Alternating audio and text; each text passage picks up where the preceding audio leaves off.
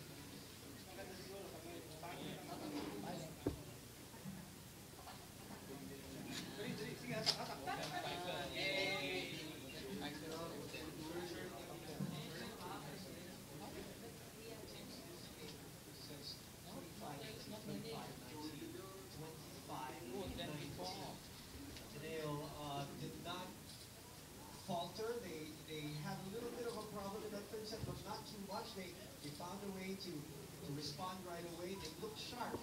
Very sharp.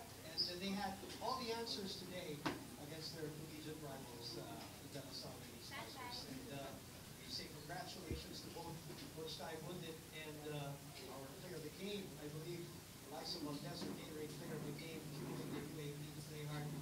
Congratulations, congratulations, Coach Ty. Let's start with you.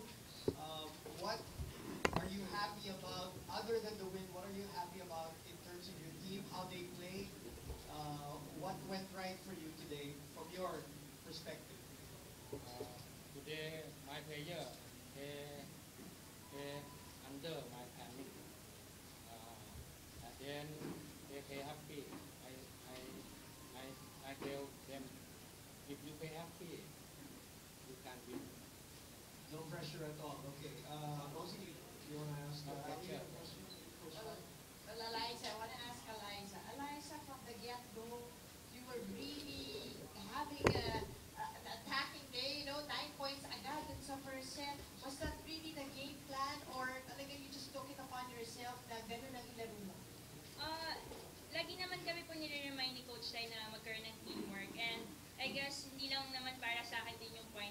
Maganda rin yung distribution ni Gia ng bola. So I think kaya din ako nakaka-point kasi nababantayan din yung gitna namin, yung utility namin. So nagagawa ng paraan na minsan isa lang yung blocker. So medyo nagkakaroon ako ng chance maka-point din. So yung game plan naman ni Coach Ty is maglaro lang talaga kami ng happy and as one. And ayun, na maganda naman din po yung naging result. So, we're really happy.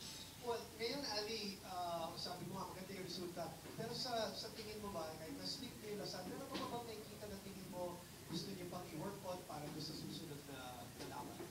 Well, madami rin kami naging errors ngayong game po. And marami din kaming kailangan i-adjust kasi madami pinapasok si Coach Ramil sa team niya. So, madami hindi rin namin alam kung sino din babantayan and stuff. So, kailangan pa namin mag-double time and mag-focus. And siguro kailangan namin yung sabi nga ni Coach, yung meditation. Kasi during the game, hindi naman may iwasan na magkakaroon nga ng mga accident and hindi naman may iwasan na mawala sa focus. So, kailangan talaga yung meditation. Sobrang important sa game sa Saturday.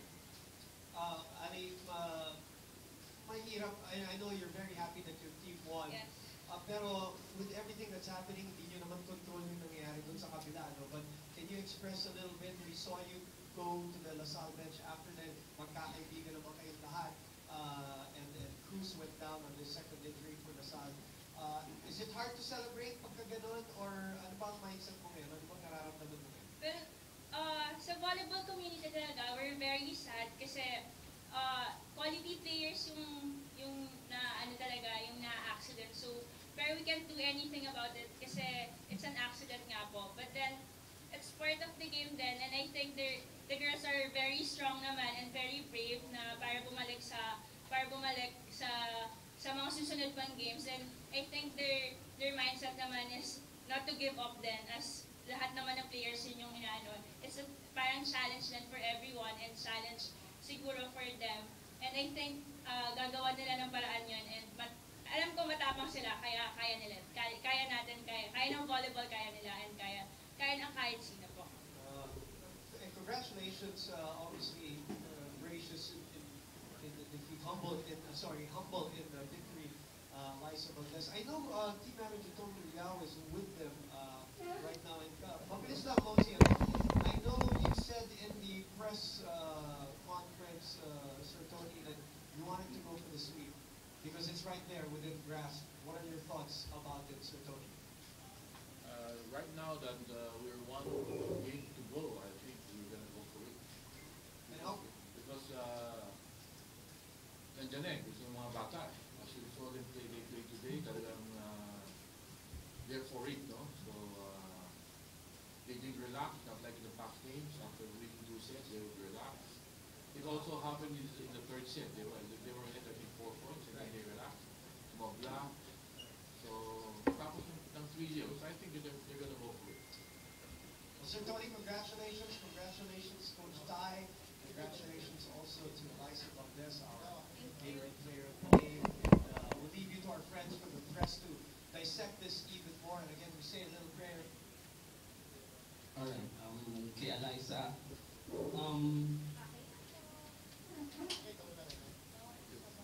grabe ang performance mo today, parang nasa video game mode ka today. Oh my God. Ito pa. Ano, ang lakas lang siguro. Sobrang lucky lang din talaga namin. Kasi, Ginalit siya. Already. hindi, sobrang lucky din kasi kahit sumasabit sa net, nakaka-point. And yun, with the help of my teammates talaga and with Coach Tai and sina Sir Ricky na they just tell us na parang relax, stay happy inside the court. So, kung nawawala yung pressure, so mas magaan yung feeling sa loob ng court.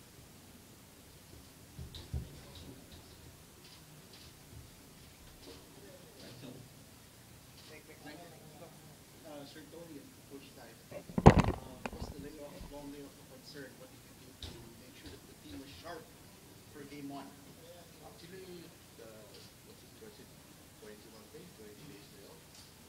Si Coach Tai naman is prepared for that one, no? Because with that layoff, we still had that twice a day practice. And every play date na UAAP, we scheduled shootout matches with club teams. Club teams like the Philippine Army, PLDT, Petron. So, wala talagang pahinga din. So, we were really preparing for these finals. Paano nagbago yung preparation from one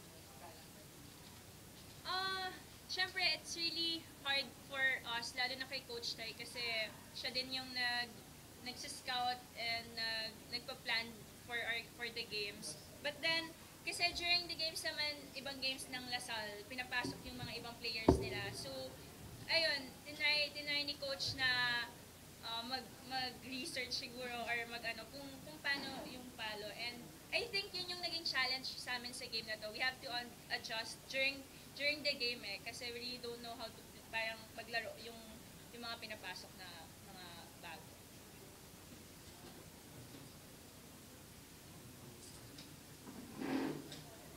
Liza, sabi kasi ni Sir Tony, ayaw na niya mag-liga tungkol sa injury ni Nara kasi baka daw yung place na team pumasok sa game.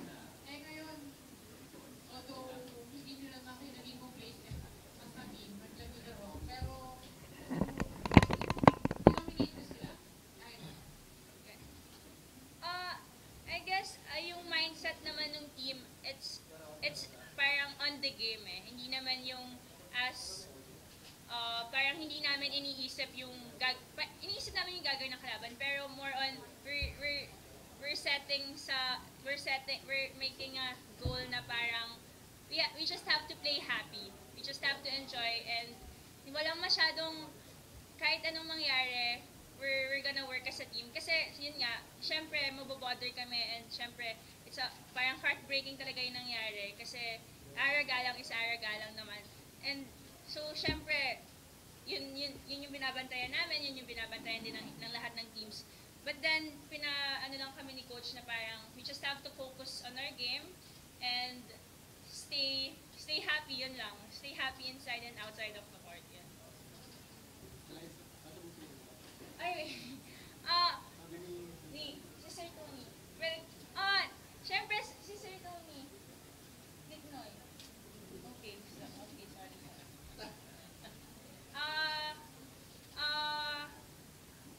Tanong niyo Hindi. Hindi naman na masasabi. Well, we're gonna play our hearts sa Saturday. We'll never know what's gonna happen. And we think, it's up to him naman eh. So ayun, we'll never know. Let's find out sa Saturday. Lagi kasi sinasabi ni Coach Ty, if they believe that they can do it, they will do it. Isa yung philosophy. So kung sila Eliza at yung mga teammates paniwalang kaya nila, sa tingin ko kaya na tapusin na sa Sabado. Kasi gusto na rin nilang pahinga eh. Ayaw na nilang pagbahay pa eh. Oy, coach, no, one training. Eliza, how do you keep the team from becoming overconfident? Actually, it's not me naman, it's him talaga. Lagi niya kami talaga nire-remind na parang ginagawa niya sa training na pinapafeel niya sa amin na we're not yet there.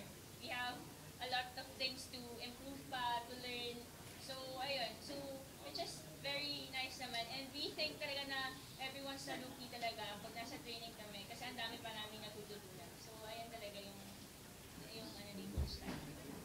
Eliza, Yes. Team Ateneo, first team to make a 15-game winning streak sa women's volleyball. What do you say? History yan. Yay! Siyempre, without Coach Ty, Sir Ricky, Sir Tony, and the team, and everyone, and lahat ng fans, hindi naman namin magagawa yun. So, ayun. Lahat ng sponsor namin. So, we really have to thank them kasi without their support, Gatorade, my gosh, di ba? Without their support, wala naman din kami dito and hindi naman kami healthy na papasok